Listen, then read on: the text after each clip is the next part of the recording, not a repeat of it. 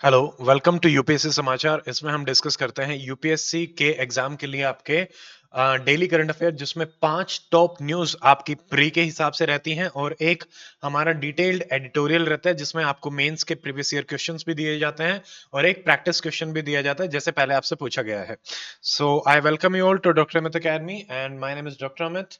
Now let us start. देखिए, आज का जो हमारा सेशन है इसमें जो हमारे रहेंगे आर्टिकल्स हैं, एक बार उनको देख लेते हैं। हमारा सोर्स है द हिंदू। और जैसे सबसे पहले यहाँ पे एक आर्टिकल 25 की न्यूज आई हुई है। सुप्रीम कोर्ट का कुछ केस चल रहा है, तो ये हमारा पॉलिटी एंड कॉन्स्टिट्यूशन का टॉपिक हो जाएगा। सेकंड आपका नेशनल कमीशन फॉर वुमेन आया है। जैसे कल हमने देखा था national commission for child and rehabilitation वाला, तो इस बार नेक्स्ट हमारा वुमेन का आया है। अगला है आपका warming of Indian ocean to set to accelerate. कल हमने हीट वेव्स देखी थी, आज हम मैराइन हीट वेव्स के बारे में देखेंगे। नेक्स्ट आपका है poultry industries need urgent reforms.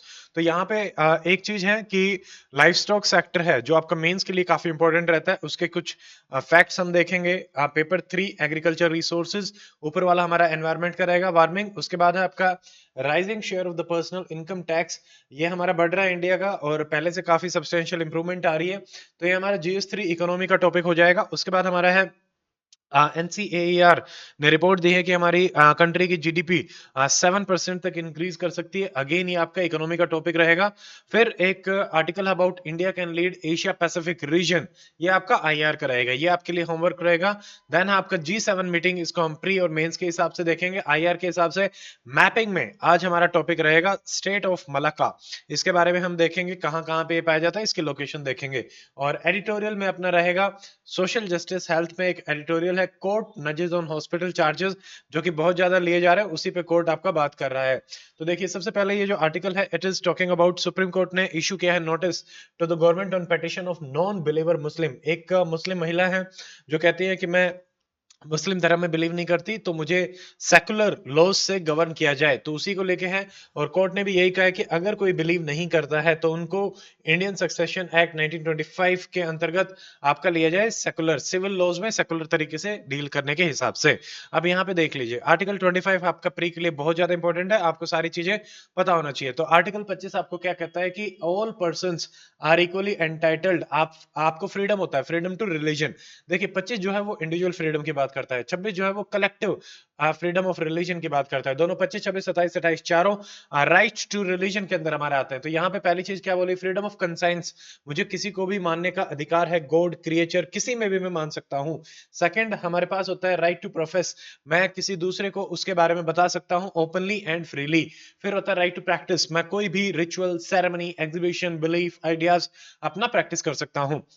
Then होता है आपके पास राइट टू प्रोपगेट, मैं दूसरे लोगों को बताऊंगा और उनको कन्वर्ट भी करवा सकता हूं। बट यहाँ पे आपको एक चीज ध्यान रखनी है कि फोर्सेबल कन्वर्जन्स आपके इलीगल होते हैं और वो अलाउड नहीं होते, वो हम नहीं कर सकते। उसके अलावा आप किसी को परसुएड करके डेफिनेटली अपने रिलीजन में ले सकते हैं। नेक्स्ट हमारा रहेगा यहाँ पे कि एक चीज और आपको ध्यान में रखनी है प्री के हिसाब से कि आर्टिकल 25 हमारा नॉन सिटीजन के लिए भी रहता है। तो मेरा आपसे यहाँ पे एक सवाल है जो पहले भी पूछा गया है यूपीएससी में कि which one of the following articles are available for citizens of India. तो आपको उन आर्टिकल्स के नाम देने हैं, 1 2 3 4 5 6 7 8 जितने भी नाम हो सकते हैं, articles available to citizens of India, fundamental rights, fundamental rights, ठीक है। तो उसके बारे में आपको बताना है क्योंकि ये फंडामेंटल राइट है। यहाँ पे देखिए, जब भी कोई आर्टिकल हमारा होता है वहां पे हमारे पास होते हैं रीजनेबल रिस्ट्रिक्शंस। तो यहाँ पे हमारी रीजनेबल रिस्ट्रिक्शंस है पोमो हेल्थ। पोमो हेल्थ क्या है, public order, morality and health. तो इसमें अगर अगेंस्ट जा रहा है तो हमारा ये उसमें आएगा, ठीक है। अब यहाँ पे देखिए, अब इंडिया में हमारा एक पॉजिटिव सेकुलरिज्म प्रैक्टिस किया जाता है, एक्सेप्ट वेस्ट जहां पे नेगेटिव सेकुलरिज्म रहता है, उसमें रिलीजन और स्टेट में कोई भी इंटरफेरेंस देखने को नहीं मिलता, जबकि इंडिया में आप इंटरफेयर कर सकते हैं। इसमें भी लिखा हुआ है कि nothing in this article shall affect the operation of any existing law और prevent the state from making any law, जो कि रेगुलेट करे, रेस्ट्रिक्ट करे कोई भी economical, financial, political, secular activity जो कि रिलीजन से एसोसिएटेड है, तो आप रेगुलेट कर सकते हैं। ऑल्सो आप सोशल वेलफेयर रिफॉर्म के लिए प्रोवाइड भी करा सकते हो किसी भी रिलीजियस इंस्टीट्यूशन को।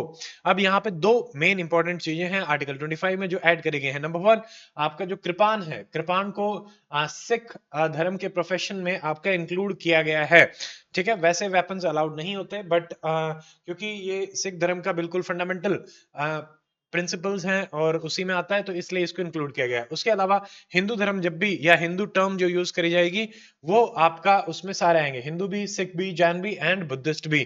ठीक है, तो ये चारों आपको ध्यान में रखने हैं। अगली न्यूज हमारी आ रही है about NCW, national commission for women. तो paper 2, polity, statutory body, regulatory, various and quasi judicial body. NCW हमारी एक स्टैट्यूटरी बॉडी है जो कि national commission for women act में आपकी बनाई गई है। ईयर जरूर याद रखेंगे, 1992 में ये हमारी बनाई गई थी। कल हमने जो देखा था, तो एनसीपीसी, सॉरी, हाँ, हमने देखा था नेशनल ह्यूमन राइट कमीशन। तो आपको बताना है नेशनल ह्यूमन राइट कमीशन कौन से ईयर में आपको बनाया गया था। कल अगर आपने किया होगा तो प्लीज कमेंट। ठीक है, यहाँ पे राइट ऑफ वुमेन के बारे में बात करेगा, उनकी एडवाइस देना, उनको देखना, वायलेंस है, ठीक है, पॉलिसी की एडवाइसेस देना, इन्वेस्टिगेट करना, कंप्लेंट्स है, violence, discrimination, harassment, deprivation of the right, these are common things. अब मेंस में आपसे पूछा जा सकता है कि what are the challenges faced by women commission. ये पहले भी मेंस में आपका आया है यूपीएससी में कि चैलेंजेस क्या है, कैसे हम उनको सोल्व कर सकते हैं। ये जनरल चैलेंजेस होते हैं किसी भी इंस्टीट्यूशन के। इंडिया में मेजरली हमारे कॉमन चैलेंजेस ही हम फेस करते हैं। Number 1, lack of resources. हमारे पास फाइनेंशियल रिसोर्सेज, इंफ्रास्ट्रक्चर, इसकी कमी कॉमनली देखने को मिलती है। तो आप गवर्नमेंट फंडिंग पे डिपेंड करते हैं, इंडिपेंडेंट नहीं है, तो उसकी वजह से गवर्नमेंट का कंट्रोल भी आता है। Number 2, political interference. ये भी इंडिया में बहुत ज्यादा देखने को मिलता है, मोस्टली सारे इंस्टीट्यूशंस में। थर्ड हमारा आता है limited awareness and accessibility. A4 आप याद रख सकते हैं, अवेलेबिलिटी, एक्सेसिबिलिटी, अवेयरनेस। ठीक है, ये सारे के सारे आपके हो जाएंगे। एक्सेसिबिलिटी, तो इनकी हमेशा इंडिया में मोस्टली कमी रहेगी ही रहेगी। तो यहाँ पे भी specially rural and remote area में जो वुमेन रहती हैं उनको काफी प्रॉब्लम फेस करनी पड़ती हैं, और उनके पास लिमिटेड होते हैं, तो उनको उतनी नॉलेज भी नहीं होती, वो अपनी कंप्लेंट भी नहीं लेके जाती। ये एक मेजर प्रॉब्लम रहती है। इनके सॉल्यूशन हम उसी हिसाब से बात कर सकते हैं। Now next news is warming of the Indian ocean set to accelerate. ये एक स्टडी आपकी करी गई है, इसमें ये बताया गया है कि 1950 से लेके 2020 तक हमारे ओशन का जो टेम्परेचर है वो 1.7 डिग्री, सॉरी 1.2 डिग्री आपका इंक्रीज हुआ है। और ये एक्सपेक्टेड है कि 2020 से लेके 2100 तक हमारा टेम्परेचर 1.7 से 3.8 डिग्री आपका इंक्रीज होगा। अब मेरा आपसे सवाल है कि पेरिस डील जो हमारी हुई थी उसमें हमने एक टारगेट रखा था कि इस सेट मार्क तक ही हम टेम्परेचर को इंक्रीज होने देंगे by the end of the century. तो आपको बताना है कि वो टारगेट हमारा क्या था। अब इसमें एक चीज है जो इस चीज को दिखा रही है, पहले तो आप इसको मैराइन हीट वेव्स बोल लोगे, ठीक है।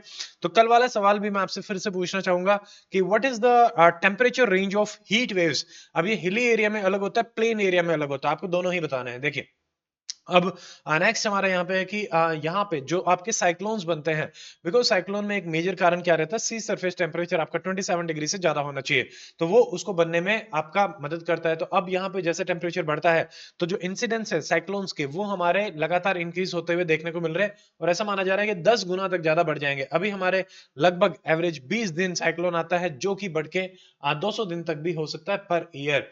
अब ये जो स्टेट है नियर परमानेंट हीट वेव की स्टेट रहेगी, हमेशा आपका टेम्परेचर जो है वो राइज होता रहेगा। अब ऐसी कंडीशन में क्या होगा कि जो लिविंग ऑर्गेनिज्म है दे माइट अडेप्ट, अगर अडेप्ट नहीं करेंगे तो दे विल डाई। ठीक है, तो यहाँ पे ये रिपोर्ट सारी की सारी बातें जो आ रही हैं वो आ रही हैं आईआईटीएम पुणे।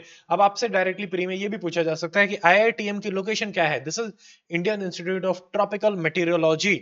आपको पता होना चाहिए, यूपीएससी में ऐसे सवाल आपके बार बार आते रहते हैं, रेगुलरली देखे जाते हैं इस टाइप के सवाल। ठीक है, next coming to the page number 9 पे पोल्ट्री इंडस्ट्री के बारे में आपका दे रखा है कि इट नीड्स अर्जेंट रिफॉर्म। तो यहाँ पे कंटेक्स्ट जैसे फर्स्ट H5N1 इन्फेक्शन जो हमारा फैला था उसके बारे में ऑथर बात कर रही है कि चिकन से ह्यूमंस टू ह्यूमंस, चिकन से आ गया था 1997 में। उसके बाद महाराष्ट्र में 2006 में रिपोर्ट किया गया था, 2020 में भी एक आउटब्रेक हमारा आया है। और पोल्ट्री इंडस्ट्री की सेकंड जो मेजर सबसे बड़ी प्रॉब्लम है that is the problem of antibiotics. तो हम हमारे मेंस के लिए एक और टॉपिक इंपॉर्टेंट है, यह है हमारा एंटीमाइक्रोबियल रेजिस्टेंस, AMR। तो एंटीबायोटिक्स का यूज जो लाइव स्टॉक में किया जाता है स्पेशली चिकन्स में, क्योंकि अभी हमारा कंजम्पशन जो है चिकन्स का वो बढ़ रहा है, तो इसकी वजह से भी दिक्कत आ रही है। अब जैसे जैसे मान लीजिए पर कैपिटा इनकम बढ़ती है तो मोस्टली जो टेंडेंसी होती है वो प्रोटीनियस रिच डाइट में आपकी देखने को मिलती है। अभी रिसेंट जो गवर्नमेंट की एक्सपेंडिचर सर्वे की रिपोर्ट आई थी उसमें भी उन्होंने बताया था एक और चीज कि हम सबसे पहले जब पैसा आपके पास आता है प्रोटीन में खर्च करते हैं, उसके बाद अभी जो प्रोसेस्ड फूड है वो भी हम ज्यादा खा रहे हैं, and that is not right for our lifestyle also. तो ये भी एक नेक्स्ट चीज रहेगी। अब हम इसमें देख लेते हैं, इस आर्टिकल को आप देख लेंगे। अब मैं प्री के हिसाब की और मेंस के हिसाब की आपको काम की चीज बता देता हूं। देखिए, पोल्ट्री फार्मिंग आपसे डायरेक्टली पूछा जा सकता है, क्या है, क्या इश्यूज है, कैसे बढ़ाया जा सकता है, because it is one of the sun rising sector. अब आपको बताना है कि what is sun rising sector, fastest growing है, प्रोटीन और न्यूट्रिशन आपको प्रोवाइड कराता है। इसमें मेजरली हमारे एग होते हैं और ब्रॉयलर मीट या चिकन आपका पाया जाता है। This information is very very important for your preliminary examination. जैसे कि नंबर 1, इंडिया में वर्ल्ड का लार्जेस्ट पॉपुलेशन है लाइव स्टॉक की, आपसे ऐसी ही चीजें पूछी जाती हैं। अभी जैसे रिसेंटली 2022 23 में भी आपसे पूछा गया था टॉप एक्सपोर्टर में हम किस में आते हैं, और ऐसी चीजें आपसे बार बार प्री में पूछी जाती हैं। तो आपको 1 2 3 तो पता होना चाहिए। हम 3rd नंबर पे है एग के प्रोडक्शन में, 6 नंबर पे है ब्रॉयलर्स में, और एग में नंबर 1 आपका चाइना और यूएसए के बाद हम आते हैं 3rd नंबर पे।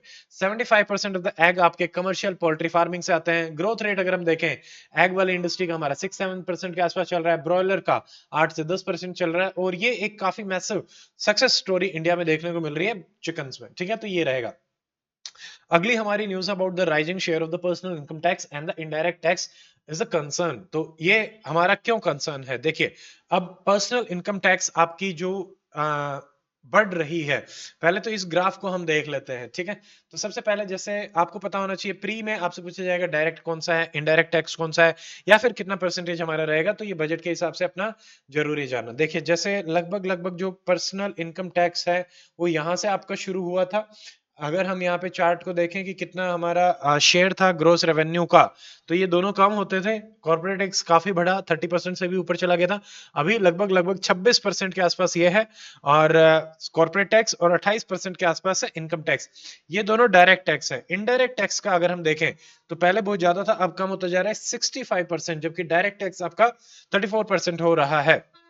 अब इंडिया का कंपैरिजन अगर हम दूसरी कंट्रीज के साथ करते हैं, जैसे चाइना, वहां पे 45% है, साउथ अफ्रीका 45%, इंडिया में 42% ही आपका पाया जाता है। रशिया में देख लो, सिर्फ 13% ही लोग ही हैं जो आपका इनकम टैक्स देते हैं। तो ये परसेंटेज के हिसाब से हमारा हो जाएगा। तो ये कुछ फैक्ट आपको पता होना चाहिए। देन प्री के लिए हमारी काम की इंफॉर्मेशन क्या है कि डायरेक्ट टैक्स में क्या क्या चीजें आएंगी, इनडायरेक्ट में क्या क्या आएंगी। फिर आपका जीएसटी बार बार पूछा जाता है, तो जीएसटी में क्या क्या हमारा सबस्यूम किया गया है वो भी आपको पता होना चाहिए। जैसे डायरेक्ट क्या होता है, अब एक बार तो इसका डिफरेंस हम देख लेते हैं। मीनिंग इज डायरेक्ट टैक्स जो हमारा होता है वो आप पे डायरेक्टली लगाया जाता है, इंडिविजुअल पे या कंपनी पे, वो मुझे ही पे करना पड़ेगा, उसका बर्डन भी मेरे ऊपर ही आएगा। इसको हम एक प्रोग्रेसिव टैक्स बोलते हैं, यानी लगाया तो तुरंत वो पे करेगा और इससे रीडिस्ट्रीब्यूशन भी इजी रहता है। But on the other hand indirect जो टैक्सेस होते हैं वो आपके रिग्रेसिव टैक्स बोले जाते हैं, क्योंकि उसका बर्डन जो कलेक्ट कर रहा है उस पर नहीं आता। मान लीजिए जीएसटी है, गुड एंड सर्विस टैक्स, वो दूसरे पे आता है, कंज्यूमर पे आता है। और इनडायरेक्ट में एक भी चीज है कि चाहे आप कितने ही अमीर हो कितने ही गरीब हो, दोनों पे आपका सेम इनडायरेक्ट टैक्स आपका लगेगा। तो ये रहेगा डायरेक्ट इनडायरेक्ट, ये हमने देख लिया। डिस्ट्रीब्यूशन ये मैंने आपको बता दिया है। Now let us see the example. Direct tax के एग्जांपल सारे के सारे आपको याद होने चाहिए। नंबर 1, इनकम टैक्स जो आप पे करते हैं, कॉर्पोरेशन टैक्स जो कि कॉर्पोरेट्स पे करते हैं। Next is MAT, minimum alternative tax. ये कॉर्पोरेट टैक्स का ही टाइप है। अगर मान लीजिए कुछ पे एक मिनिमम अश्योर कर दिया जाता है कि बहुत सारी स्लैब्स हैं, तो उसको थोड़ा सा स्मूथ करने के लिए, ठीक है, मैट आपको पे करना पड़ता है। Capital gain tax, security transaction, ये हमारे सारे इसी में आता है। वेल्थ टैक्स भी आता है, gift tax, fringe benefit tax, इसमें से कई आपके जा भी चुके हैं, जैसे कि फ्रिंज बेनिफिट टैक्स हो गया, ठीक है, गिफ्ट टैक्स हो गया। अब देखिए नेक्स्ट है इनडायरेक्ट टैक्स। इनडायरेक्ट टैक्स में सबसे इंपॉर्टेंट है हमारा जीएसटी, उसके अलावा custom duty, sale tax, excise duty, VAT है आपका, डीडीटी है, डिविडेंड डिस्ट्रीब्यूशन टैक्स। आपको यहाँ पे एक चीज ध्यान रखनी है, dividend distribution tax is an indirect tax, जबकि security transaction tax is a direct tax. ये दोनों आपको पता होना चाहिए, ठीक है। अगली हमारी न्यूज आ रही है अबाउट इंडियाज ग्रोथ। ये हमारे लिए काफी अच्छी न्यूज है कि 7% हमारा इंक्रीज जो है वो देखने को मिलेगा। एनसीईआर इसके बारे में बता रहा है, national council for applied economical research. आपको इसके बारे में भी पता होना चाहिए कि ये इंस्टीट्यूट क्या है, कब बना था, क्या काम करता है, क्योंकि ऐसे सवाल भी यूपीएससी में आपके डायरेक्टली पूछे जाते हैं। 1956 में ये बनाया गया था। Largest independent not for profit economical policy research institute है। रिसर्च भी कर रहा है, नॉट फॉर प्रॉफिट भी है। ये काफी फेवरेट एरिया है यूपीएससी का, वो आपको mostly not for profit NGO ही देता है। ये ग्रांट करता है फंडेड रिसर्च, मतलब फंड आएगा रिसर्च करेगा इस टाइप से। 4 इसकी थीम्स है कि आपकी ग्रोथ, मैक्रो, ट्रेड क्या चल रहा है, पॉलिसीज क्या चल रही है, इन्वेस्टमेंट क्लाइमेट हमारा कैसा है, सेकंड इंडस्ट्रीज कैसी है, इंफ्रास्ट्रक्चर, लेबर, अर्बन कैसा है, थर्ड आपका ये देखता है कि एग्रीकल्चर रूरल डेवलपमेंट आपका कैसा चल रहा है, ठीक है, नेचुरल रिसोर्स एनवायरनमेंट में कैसा चल रहा है, फिफ्थ फोर्थ हमारा ये पॉवर्टी, इक्विटी, ह्यूमन डेवलपमेंट के बारे में भी देखेगा। तो आपको ये मोटा मोटा पता होना चाहिए, लगभग ऑल ऑफ द अबव ही इसमें आ जाता है। हाँ, मैक्रो चीजों के बारे में ज्यादा देख रहा है, माइक्रो इकोनॉमी से इनका कोई ज्यादा लेना देना नहीं है। 7% थोड़ा सा याद रख सकते हो अपना मेंस में इस फैक्ट को कोट करने के लिए। अब जैसा अभी आपके पास दो चीजें रेडी होनी चाहिए, एक आपकी शीट हो जिसमें आप फैक्ट नोट डाउन कर रहे हो, और एक आपकी शीट हो जिसमें कि आप एग्जांपल नोट डाउन कर रहे हो। ये हमारे फैक्ट हम देख रहे हैं और एग्जांपल भी साथ साथ आते जा रहे हैं, ठीक है। अब ये वाली न्यूज आप खुद पढ़ेंगे कि इंडो पैसिफिक में इंडिया कैसे अपना बढ़ सकता है। बाकी अपना आगे भी कोई आर्टिकल आ जाएगा उसमें हम देख लेंगे। नेक्स्ट हमारा आ रहा है G7 मिनिस्टर जो है उन्होंने एग्री किया to phase out coal fired power plant by 2030। 30 है, 30 नहीं है, ये चीज ध्यान रखना। अब यहाँ पे हमारे लिए सबसे इंपॉर्टेंट है कि G7 क्या है। G7 हाईली डेवलप्ड, सबसे डेवलप्ड जो कंट्रीज हैं, डेमोक्रेटिक जो कंट्रीज हैं, उनका एक ग्रुप है। इसकी ट्रिक है, गर्लफ्रेंड जो है उसको जूस अच्छा लगता है। ये क्या है, जी एफ जूस जर्मनी, फ्रांस, जूस क्या है, J for Japan, U USA, I for Italy, C for Canada and E for England. ये आपको साथों पता होना चाहिए क्योंकि यूपीएससी प्री में आपसे G7 के मेंबर पूछ लिए, G20 तक के मेंबर आपसे पूछ लिए जाते हैं, तो G7 तो याद होना ही चाहिए। Now my question is G4 के मेंबर कौन कौन से हैं एंड कॉफी क्लब के मेंबर कौन कौन से हैं, तो वो आपको बताने हैं। अब देखिए यहाँ पे इंडस्ट्रियलाइज्ड है, डेमोक्रेसी है, ये majorly mutual interest, global economical governance या फिर एनर्जी पॉलिसी को लेके मिलते हैं। इसका सबसे इंपॉर्टेंट ये है कि कोई भी फॉर्मल स्ट्रक्चर नहीं है, सेक्रेटरीट नहीं है, इनकी प्रेसिडेंसी हर साल रोटेट करती है। इस टाइप की इंफॉर्मेशन आपको ऑप्शंस में जरूर मिलती है। कुछ की प्रिंसिपल क्या है, डेमोक्रेसी को फॉलो करना है, फ्री एंड फेयर इलेक्शन होना चाहिए, रूल ऑफ लॉ होना चाहिए, इंडिविजुअल राइट एंड फ्रीडम्स को आप अपहेल्ड रखेंगे, ठीक है। ह्यूमन राइट्स के बारे में, civil, political, economical rights, free and fair trade भी हो। इकोनॉमी का भी एस्पेक्ट ये देखते हैं कि आपस में जब एक दूसरे के साथ कर रहे हैं तो ओपन ट्रांसपेरेंट हमारा ट्रेड होना चाहिए। नेक्स्ट हमारा है जैसे एनवायरमेंटल प्रोटेक्शन पे भी आप काम करेंगे, biodiversity, green house emission, then peace and security भी, ये कॉमन सी चीजें हैं, G7 सब पे काम करेगा। सिग्निफिकेंस क्या है इंडिया के लिए, देखो जितने सारे हैं उसी में सिग्निफिकेंस हो जाएगी। नंबर 1 अगर हम देखते हैं तो इकोनॉमिकल कॉपरेशन हमें मिलेगा, हमारा मार्केट हम एक्सपैंड कर सकते हैं because India is a growing country, ठीक है। 21st century is set to be of century of India, तो इस वजह से हमें इस चीज को समझना पड़ेगा कि जितना मार्केट हम एक्सपेंड कर पाए हमारे लिए अच्छा है। सेकंड, टेक्नोलॉजी ट्रांसफर, हमें यहाँ से जो नई नई टेक्नोलॉजी है, renewable energy, artificial intelligence, machine learning, ये हमें यहाँ से सीखने को मिल सकता है और उसको हम इंप्लीमेंट भी कर सकते हैं। थर्ड, क्लाइमेट चेंज में हम अपने एमिशन को रिड्यूस करने में यहाँ से काफी लेसन एंड टेक्नोलॉजी ले सकते हैं। एग्जाम्पल देखिए, जैसे फॉर एग्जाम्पल 2019 इंडिया को एक गुडविल पार्टनर की तरह यहाँ पे शामिल किया गया था। उसके अलावा जैसे इंटरनेशनल रिलेशन में भी हमारी जो स्ट्रेटेजिक इंटरेस्ट है, ठीक है, या फिर ग्लोबल इमेज है, वो भी कि भाई आप G7 में लगातार बुलाए जा रहे हो और आपकी बातें सुनी जा रही हैं, all this things. Developmental assistance भी हमें मिल सकता है किसी भी इंटरनेशनल इंस्टीट्यूशन में, इस टाइप की चीजें हम डाल सकते हैं, जैसे कि IMF है, वर्ल्ड बैंक है, ठीक है, तो वो भी आपका रहेगा। तो ये रहेगा। अगली हमारी न्यूज आ रही है आपका एडिटोरियल। एडिटोरियल के बाद हम देखेंगे मैपिंग वाला अपना, ठीक है। तो इसमें बेसिकली क्या है, it is N editorial analysis. Court ने नर्ज किया है on the hospital charges reform, reform opportunity कि हॉस्पिटल्स में, special in the private hospital, यहाँ पे मैं आपको बहुत सारे फैक्ट्स बताऊंगा जो कि आपसे डायरेक्टली पूछे जा सकते हैं। सबसे पहले देखिए, प्राइवेट हॉस्पिटल में जो चार्ज किया जा रहा है काफी आर्बिट्रेरी चार्ज होता है, तो उसको रेगुलेट करने के लिए सुप्रीम कोर्ट ने कहा है, यहाँ पे सुप्रीम कोर्ट ने एक सॉल्यूशन भी दिया है, but that solution is not, मतलब उतना सिंपल सा ही सॉल्यूशन है, कोई ज्यादा एनालिसिस उसमें नहीं है। जैसे अब अगर हम इसमें देखें, ये हमारा सोशल जस्टिस के लिए भी इंपॉर्टेंट है, पॉलिटी, जुडिशरी में भी आप इस एग्जाम्पल को कोट कर सकते हैं। यूपीएससी परस्पेक्टिव में जैसे health care inefficiency, private hospital, ये टॉपिक हमारा रहेगा। अब एक प्रीवियस ईयर क्वेश्चन हम देख लेते हैं 2018 में हमारा क्या है, देखिए, appropriate local community level health care intervention is a prerequisite to achieve health for all in India। Mostly जब भी आपसे सवाल पूछता है वो health for all, inclusive health, ठीक है, अफोर्डेबल हेल्थ, प्राइमरी हेल्थ, इन पे आपसे ज्यादा सवाल पूछे जाते हैं। डायरेक्टली रेगुलेशन से सवाल आने की संभावना कम है, हाँ मेंस में आ सकता है, ठीक है। अब जैसे फॉर एग्जांपल मेरा जब यूपीएससी मेंस का इंटरव्यू था तो इस टाइप के सवाल पूछे जाते थे कि रेगुलेशन कैसे किया जा सकता है, प्राइवेट हॉस्पिटल्स को, स्पेशली क्लिनिकल ट्रायल्स के भी आपसे सवाल पूछे जाते हैं।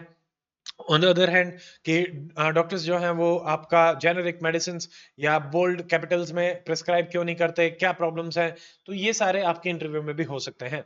जैसे प्रैक्टिस क्वेश्चन आपके लिए यहाँ पे है, discuss the significance of regulating private hospital and procedure rate in India, analyse the challenges associated with it. इसी के बारे में हम आगे डिस्कस करेंगे, ठीक है। या फिर आप ये जो क्वेश्चन है जो हमने मेंस का देखा है, आप इसके बारे में कह सकते हैं कि लोकल कम्युनिटी लेवल पे कैसे हम इसको हेल्थ फॉर ऑल लेके आ सकते हैं। आप 5 पॉइंट जो है वो कमेंट करें ताकि हम उसको देखें, and I will be providing my input. आपके पॉइंट्स में से कमेंट्स को पढ़ के आपको उस हिसाब से भी इनपुट प्रोवाइड कराया जाएगा, ठीक है। यूपीएससी समाचार में कोई भी कमेंट करेगा उनको we read on regular basis, and I personally try to read them also. देखो, अब कंटेक्स्ट यही है, यहाँ पे सबसे इंपॉर्टेंट ये बताया है कि जैसे कैटरैक्ट की सर्जरी है 10,000 रुपए में हो रही है और ये गवर्नमेंट का रेट है, बट उसके अलावा जैसे कई जगह 30,000 से लेके 1,40,000 तक भी चार्ज किए जा रहे हैं। यहाँ पे रूल 9 है क्लिनिकल एस्टेब्लिशमेंट एक्ट 2010 का, जिसमें मैंडेट है कि आपको रेट जो है वो सेंट्रल गवर्नमेंट के द्वारा जो डिटरमाइन करे गए हैं उसी से अडेयर करना है in consultation with the state government. एक तो चीज आप ये ध्यान रखेंगे, तो यहाँ पे जो सुप्रीम कोर्ट ने प्रपोज किया है वो क्या है कि इन्हीं रेट सेट को जो सेंट्रल गवर्नमेंट के हेल्थ स्कीम में है आप उसी को यूज करें, but this is very very impractical. यहाँ पे पीआईएल आपकी एक फाइल करी गई है, यूपीएससी के लिए आपको ये भी पता होना चाहिए कि व्हाट इज पीआईएल, ठीक है, और कैसे ये प्रोसेस इवॉल्व हुआ था। पीआईएल हमारा मेंस के लिए भी बहुत ज्यादा इंपॉर्टेंट टॉपिक है। अब देखो, health services in India, this is the most important facts आपके रहेंगे। जैसे इंडिया में हमारे प्राइस जो है वो मार्केट फोर्सेस से डिटरमाइन किया जाता है, specially in the private sector. अगर हम कुछ फैक्ट देखें, देखिए ये आपको पता होना चाहिए, मुझबानी याद होना चाहिए। इंडिया में हेल्थ केयर जो प्रोवाइड करा रहे हैं उसके फैक्ट हम अभी देख रहे हैं, तो सारे के सारे बहुत इंपॉर्टेंट है। नंबर 1, जैसे 70% हेल्थ केयर इंडिया में प्रोवाइड कराई जाती है by the private sector. Number 2, 70% आपकी जो डॉक्टर्स हैं वो सर्व कर रहे हैं अर्बन एरिया में, तो एक रूरल अर्बन डिवाइड यहाँ से हमारा क्रिएट होता है। थर्ड, उप्स उप्स क्या है? Out of pocket expenditure. ये पहले बहुत ज्यादा होता था, अभी हमारा लगभग 45% के आसपास रह गया है। फिर doctor is to patient ratio, India में पहले 1700 पे एक डॉक्टर होता था, आज से 5-6 साल पहले, बट अभी 850 पे एक डॉक्टर है। जबकि जो डब्ल्यूएचओ ने रिकमेंड किया है वो 1000 पे एक डॉक्टर। मतलब हमने डब्ल्यूएचओ की रिकमेंडेशन से भी बेटर पोजीशन अचीव कर ली है। That is very proud for us. AIIMS हम नए नए बना रहे हैं, न्यू मेडिकल कॉलेजेस बना रहे हैं, तो ये आप बता सकते हैं कि ऐसी कौन सी स्कीम है जिसके थ्रू हम इनको बना रहे हैं, ठीक है। तो ये फैक्ट आपके रहेंगे। उसके अलावा यहाँ पे देखिए, जो सॉल्यूशन काफी सिंपलीफाई से सॉल्यूशन किया है। अब हम देखते हैं प्राइवेट हेल्थ केयर जो प्रोवाइडर्स हैं वहां पे मेजर प्रॉब्लम क्या है। सबसे पहले, काफी अनरेगुलेटेड मार्केट है, उसको रेगुलेट करना भी बहुत ज्यादा डिफिकल्ट है, ठीक है। अब यहाँ पे एक क्योंकि सप्लायर इंड्यूस डिमांड यहाँ पे होती है कि जो सप्लाई करता है वो अपने हिसाब से मार्केट मतलब डिमांड को एनालाइज करके अपना प्राइस डिसाइड कर लेता है, रियल डिमांड कई बार नहीं होती। तो एक सॉल्यूशन जो बताया है वो एक ये हो सकता है कि यार्ड स्टिक कंपटीशन आप कर सकते हो, यानी एक रेगुलेटरी बॉडी बना सकते हो जो कि मार्केट को देख के आपका एक प्राइस सेट कर दे, ठीक है। बट इसमें भी बहुत सारे ऑब्स्टिकल्स आते हैं क्योंकि पेशेंट डेमोग्राफी अलग अलग है, रिलायबल डाटा हमें नहीं मिल पाता, ये सबसे बड़ी प्रॉब्लम है। हमारे पास डाटा उतना नहीं होता, ठीक है, और प्राइवेट हॉस्पिटल्स भी इससे कंप्लाई भी नहीं करते। फिर हम सेकंड क्या कर सकते हैं, स्टैंडर्ड ट्रीटमेंट गाइडलाइंस भी प्रोवाइड करा सकते हैं। बट इससे पहले भी इंश्योरेंस कंपनीज ने इसको ट्राई किया था, बट हॉस्पिटल्स फिर से उतना कंप्लाई नहीं करते चीजों से, ठीक है। तो प्राइसिंग जो है वो मार्केट के हिसाब से और पेशेंट की नीड के हिसाब से हमारी होनी चाहिए। यहाँ पे पेशेंट जो हॉस्पिटल है, दे वांट क्लिनिकल ऑटोनोमी कि हम इंडिविजुअल पेशेंट की नीड को उस तरीके से एड्रेस कर पाए, ठीक है। तो ये रहेगा। अब गवर्नमेंट के सपोर्ट के साथ ही हम जो प्राइस है उसको एक तरीके से रेगुलेट कर सकते हैं। चैलेंजेस क्या हैं? सबसे बड़ा चैलेंज है कि implementation of the standard rates. तो एक तो हम ये नहीं कर पा रहे, और उसकी वजह से भी जैसे पहला हमने बताया आपको कि ओवर 50% के आसपास हमारा आउट ऑफ पॉकेट एक्सपेंडिचर भी हो रहा है, ठीक है। प्राइवेट सेक्टर में एक और मेजर इशू है कि ज्यादातर जो है वो स्मॉल स्केल प्रोवाइडर्स हैं, यानी मतलब जैसे मान लीजिए किसी का क्लिनिक है, प्राइवेट क्लिनिक है, फॉर्मल हॉस्पिटल्स में बहुत कम डॉक्टर काम करते हैं, तो इसको इंश्योर करना, कंप्लायंस को इंश्योर करना, it's very very difficult. Uncertainty आती है, हिंड्रेंस आती है इम्प्लीमेंटेशन में, it becomes a major challenge for the government. तो यहाँ पे एक और नेक्स्ट चीज है कि क्लिनिकल एस्टेब्लिशमेंट एक्ट हमने बना तो दिया, but only and only 11 states and the UTs 7 UTs have notified this act till now. तो ये भी काफी है और वीक इंप्लीमेंटेशन चल रहा है। उसके अलावा इससे पहले एक और चीज आई थी, नेशनल फार्मास्यूटिकल प्राइसिंग अथॉरिटी। ये आपका प्री के लिए भी इंपॉर्टेंट रहेगा, क्या है, क्या इसके इश्यूज हैं, मतलब क्या इसके यूज केस रहता है, मतलब किस में ये काम करता है, किस एरिया में काम करता है और किस टाइप की बॉडी है, वो आप देखेंगे। यहाँ पे इन्होंने जैसे कैप किया था प्राइस जो स्टंट्स के हैं उनको, बट वो भी आपका इंप्लीमेंट नहीं हो पाया, या इन्होंने बोला था कि आपको जेनेरिक मेडिसिन देनी पड़ेंगी, तो वो भी नहीं हो पा रहा अभी, ठीक है। तो अभी भी डॉक्टर्स आर प्रिस्क्राइबिंग जो ब्रांडेड मेडिसिन हैं, ये भी रहेगा। ऑल्सो जैसे मैंने आपको बताया स्टैंडर्ड ट्रीटमेंट गाइडलाइन, तो इसके लिए पहले क्या किया गया था कि ताकि कोई मिसयूज ना कर ले। मान लीजिए कोई छोटा हॉस्पिटल है, वो आपका अलग अलग तरीके से मान लो ज्यादा चार्ज कर रहा है और वो कह रहा है कि मैं बहुत ही स्टैंडर्ड आपको क्वालिटी केयर प्रोवाइड करा रहा हूँ, बट ऐसा है नहीं, तो उसका हम पता कैसे लगाएंगे। यहाँ पे सबसे इंपॉर्टेंट चीज हमारे पास रहती है कि स्टैंडर्ड ट्रीटमेंट गाइडलाइन हमारी होनी चाहिए। मान लीजिए 10 स्टेप है, 1 2 3 4 5 6 7 10, अगर वो 10 स्टेप आप फॉलो कर रहे हैं तो आप इतना चार्ज कर सकते हैं। मान लीजिए 2 स्टेप आप फॉलो नहीं कर रहे, then the charge will be reduced, उसी हिसाब से होना चाहिए। बट ये ट्राई किया गया था, बट है नहीं। मेन सबसे इंपॉर्टेंट इशू है डाटा की लिमिटेशन। हमारे पास डाटा ही नहीं है and nobody is willing to share the data also. इसी टाइप के क्वेश्चन में आप कंक्लूड कैसे कर सकते हैं, ये आपका मेंस में रहेगा कि मतलब ये जो रूलिंग है जो सुप्रीम कोर्ट की आई है, it is an opportunity so that we can develop effective process to address the major health care issues, ठीक है। तो इस टाइप की बातें करके आप कंक्लूड कर सकते हैं। थोड़ा सा और हम देख लेते हैं, ये वाला फैक्ट सबसे ज्यादा इंपॉर्टेंट है, आउट ऑफ पॉकेट एक्सपेंडिचर। यानी मान लीजिए कोई भी आदमी जब एक बार हेल्थ सर्विसेज के लिए जाता है, तो गवर्नमेंट जो उसको सर्विसेज प्रोवाइड करा रही है, उसमें उसका कितना खर्चा हो रहा है, प्लस उसको अपनी पॉकेट से कितना खर्चा देना पड़ रहा है। यहाँ पे दो डाटा है जो सबसे ज्यादा इंपॉर्टेंट है। नंबर वन, अगर हम देखें 2013-14 हमारा सॉरी, यहाँ पे 13-14 आपका out of pocket expenditure was very high, 64.2, और अभी भी यूपी में ये 70% से ऊपर है, but it has been reduced to 48.2%। तो ये काफी बड़ी अचीवमेंट हम कह सकते हैं कि इन 10 इयर्स गवर्नमेंट ने काफी कुछ किया है। सेकंड, अगर हम देखते हैं गवर्नमेंट का हेल्थ एक्सपेंडिचर 2013-14 में ये सिर्फ 28% of the total health expenditure government कर रही थी, यानी 70% of the expenditure was done by the private sector. अब ये बढ़ के हमारा हो गया 40%, यानी 10% का इंक्रीमेंट यहां पे भी मिला है। बट अगर आप सी सेट वाले सवाल से करोगे तो 10%, मान लो 30 था, अब 40 हो गया, 10 बढ़ गया, यानी टोटल परसेंटेज इंक्रीमेंट कितना हुआ है वो आप कमेंट सेक्शन में कैलकुलेट करके बताएंगे, ठीक है। अगला, जैसे रीजन, अब देखो रीजंस क्या हैं high out of pocket expenditure के, और उसके इंप्लीकेशन क्या हो सकते हैं, ये हमारा लास्ट रहेगा। तो इसमें देखिए, सबसे पहले तो आपका हेल्थ इंश्योरेंस कवरेज ही बहुत कम है। तो हेल्थ, अभी जैसे हम प्रधानमंत्री जन आरोग्य योजना से हमने 5 लाख का हेल्थ एक्सपेंडिचर कवरेज भी प्रोवाइड कराया है फॉर द फैमिलीज, और उसमें हमने 10 करोड़ फैमिलीज को भी कवर अप किया है। तो एक तो ये कम है, तो आपको पैसा खर्च करना ही पड़ेगा। सेकंड, जो हमारे पब्लिक हेल्थ केयर इंस्टीट्यूशन है, they are also under funded, staff भी नहीं होता, लंबी क्यूज होती हैं, तो वहां पे लोग जाने को भी रेडी नहीं होते। अब मान लीजिए एक वेज वर्कर है, अब मतलब the thing are like this कि वेज वर्कर है, उसके पास पैसे नहीं है सर्व करने के लिए, बट मान लो अगर वो गवर्नमेंट हॉस्पिटल में गया ट्रीटमेंट के लिए, तो उसको पूरा दिन लग जाता है, तो उसके वहां पे मतलब एक जो डेली वेज है, दिहाड़ी है, वो मान लीजिए 600-700 रुपए है, तो वो वहां पे कमा नहीं पाएगा। तो वो क्या करता है, एक हॉस्पिटल में चला जाएगा जहां पे 100 रुपए ओपीडी फीस है या 200 रुपए ओपीडी फीस है, एंड ही पेज, और उसके हिसाब से उसका जो टाइम सेव होता है, वो फिर इस तरीके से हमारा आउट ऑफ पॉकेट एक्सपेंडिचर बढ़ता है, ठीक है। मेडिकेशन कॉस्ट, ट्रीटमेंट कॉस्ट, ये भी बहुत ज्यादा रहती है। प्रिवेंटिव एस्पेक्ट पे भी हम उतना फोकस नहीं कर पा रहे, इसकी वजह से भी ज्यादा इश्यूज देखने को मिल रहे हैं। या फिर हम बात करें ज्योग्राफिकल डिस्पैरिटीज, फॉर एग्जांपल जैसे केरला है एंड बिहार को आप देख लीजिए, Kerala is providing health care services equivalent to European countries, but on the other hand अगर हम बिहार एंड यूपी की देखें तो वहां पे हमारे पास सर्विसेज के नाम पे ज्यादा कुछ नहीं रहता, और सिचुएशन इज वेरी पुअर। अब इसका इंप्लीकेशन क्या होता है, देखो सबसे इंपॉर्टेंट इंप्लीकेशन ये है कि जब आपका आउट ऑफ पॉकेट एक्सपेंडिचर ज्यादा होता है, तो सबसे फाइनेंशियल हार्डशिप आएगी। मेरी जेब से फॉर एग्जांपल इतने पैसे गए, वो अब वापस तो नहीं आने वाले, अब वो गए, और हेल्थ केयर पे एक्सपेंडिचर काफी हैवी भी होता है। तो one of the most prominent reason कि एक आदमी पॉवर्टी से बाहर निकला और दोबारा से पॉवर्टी में गया इज कि उसके घर में कोई बीमार हो जाता है, और इंडिया में ये सबसे ज्यादा देखने को मिलता है। इसीलिए गवर्नमेंट को चाहिए कि वहां पे आपको कुछ करना पड़ेगा, तो पॉवर्टी के डेट में आप दोबारा से जो साइकिल है उसमें चले जाते हैं।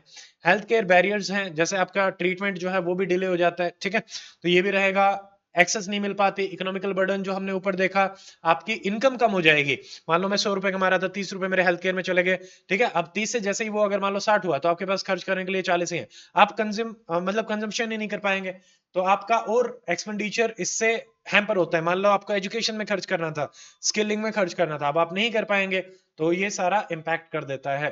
क्वालिटी भी, अनरेगुलेटेड हेल्थ केयर सर्विसेज है तो क्वालिटी भी अच्छी नहीं मिल पाती, तो भी दिक्कत रहती है, and this is very common problem in India. उसके अलावा what can be the way forward, जो प्रॉब्लम है उसको सोल्व कर दो। Number one, public health care उसको स्ट्रेंथन करना पड़ेगा, प्राइवेट पे हमारी जो डिपेंडेंसी उसको कम करना पड़ेगा। इसमें Cuba can be a good example for us, और इंडिया उसकी तरफ बढ़ भी रहा है।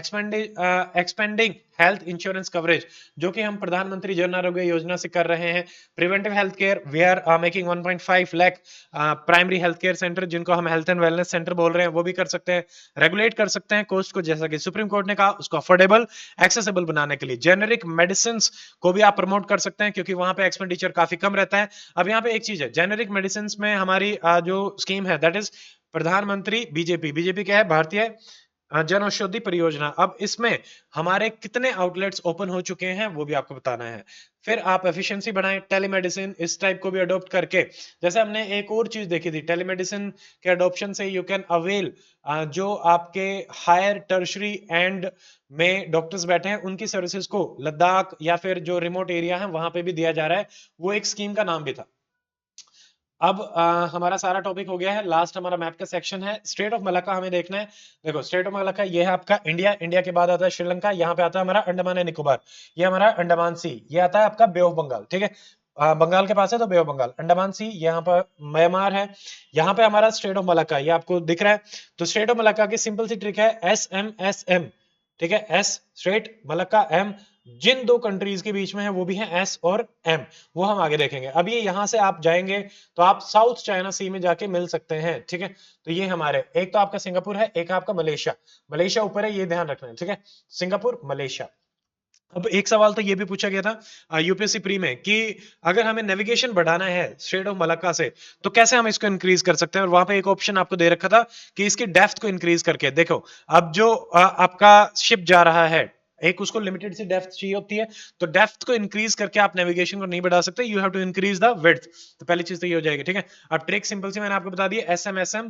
तो एसएम क्या है, इंडोनेशियन आइलैंड ऑफ सुमात्रा, ठीक है। तो ये हो जाएगा सुमात्रा, एंड देन आपका क्या हो जाएगा, मलेशिया, ठीक है। ये है, तो ये दोनों आपको ध्यान में रखना है। देन स्ट्रेटेजिक इंपॉर्टेंस इसके क्या है, देखो सबसे पहला, मिडिल ईस्ट से अगर आप ईस्ट एशिया में जा रहे हैं, स्पेशली चाइना एंड जापान, तो आपका टाइम, कॉस्ट, मनी बहुत ही ज्यादा सेव होती है। 60% of the world maritime trade आपका स्ट्रेट ऑफ मलक्का से होता है, ठीक है। ऑयल सप्लाई दो मेन एशियन कंट्रीज को, चाइना एंड जापान को, हमारा यहां से ही हो रही है, और उसमें हमारा सबसे इंपॉर्टेंट यहाँ पे आता है अंडमान एंड निकोबार। तो इंडिया ने, देखो इंडिया की जो लोकेशन है अंडमान एंड निकोबार की, this is very close to strait of Malacca. अब इसमें इंडिया के पास सबसे ज्यादा एडवांटेज क्या है, हमने यहाँ पे कमांड भी अपनी बना ली है। अगर चाइना के साथ कुछ भी होता है तो we can deploy our navy, army and air forces, और इसको ब्लॉक भी किया जा सकता है। इसको हम आयरन कर्टन बोलते हैं, एकदम से आपने ब्लॉक कर दिया तो उससे चाइना को काफी नुकसान हो सकता है। और ये इसीलिए चाइना स्ट्रिंग ऑफ पर्ल्स से जो आपके मिलिट्री और इकोनॉमिकल बेसिस, श्रीलंका की आप बात कर लीजिए, हम्बनतोता, या फिर हम म्यांमार की भी बात कर सकते हैं, तो वहां पे सारा का सारा हमारा बना रहा है, ठीक है। तो ये हो जाएगा। और ये जो हमारी अंडमान निकोबार कमांड है ये आपकी 2001 में क्रिएट की गई थी। So last question from my side is mains के हिसाब से कि give 5 advantage of Andaman and Nicobar island for India. अब इसमें आपको सिर्फ आईआर और स्ट्रेटेजिक पॉइंट ऑफ व्यू से नहीं सोचना है। सिंपली देखो एक सवाल आया था यूपीएससी में कि गिव, जैसे पेनिनसुलर इंडिया है, वो कैसे, मतलब what are the resources available in the peninsular India, तो आप इसको रिसोर्सेज के कंटेक्स्ट में रखो एडवांटेज के बजाय, कि आप ऐसी क्या चीज है जो अंडमान एंड निकोबार आइलैंड में आपको मिलेगी। It can be anything, you have to think in multiple dimension as much as possible, ठीक है। तो आप कमेंट करेंगे, we will read them and we will try to provide our input according to that, ठीक है। सो आज का UPSC समाचार आपका खत्म हो गया है। I hope you like this video. If you like, share this video with your friends, those who are preparing for UPSC and HCS or any other state PCS. So see you tomorrow. Till then, stay fit, stay healthy. Goodbye. Jai Hind.